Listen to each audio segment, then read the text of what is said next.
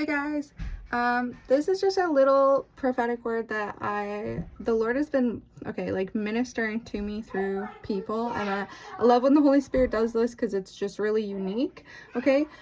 So I'm going to share a little bit of a story of a person that I met, a friend of mine now, but I'm not going to share all of it because it's obviously her story to tell, but basically I met her and she was like a popular girl in school, and something tragic really happened to her. And what ended up happening is that once this tragedy happened in her life, she ended up losing like everybody. She no longer had like any friends, really. There was a few people, she said, but really it was like she found out quick that her popularity wasn't really what she thought it was. People didn't genuinely like her for her.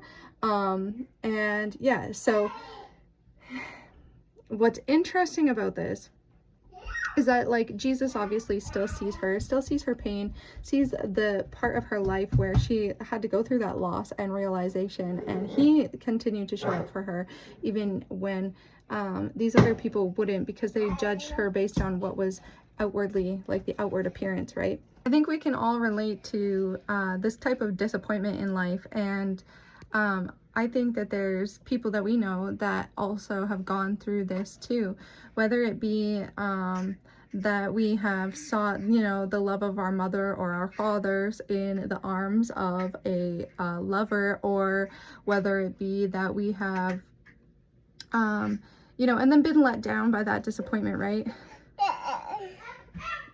Sorry, I got a little one here.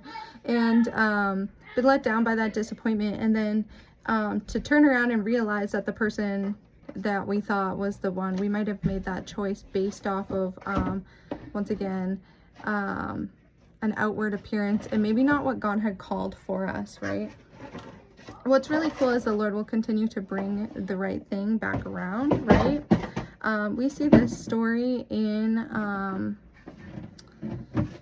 I want to say it's Ezra, okay?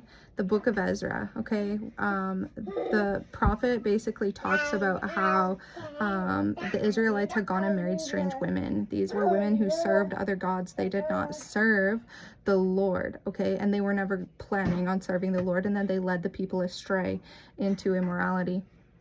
And they were expected to divorce, actually, which the Bible does say God hates divorce, but it also was talking about like this type of person was never going to change. It was going to continue to serve the enemy. And so these people were called to divorce, okay? And anyways, there's certain people who you have called to be married to, right? Like the Bible talks about, there may have been a person that you were called to be in a committed union with from the time you were very young.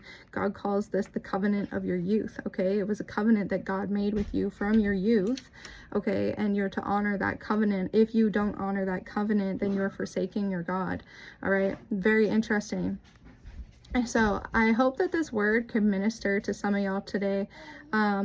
Just a very, very interesting word, and very, very cool to see how the Holy Spirit ministers through people and different people's lives, right? And I think this is what we call the coat of many colors.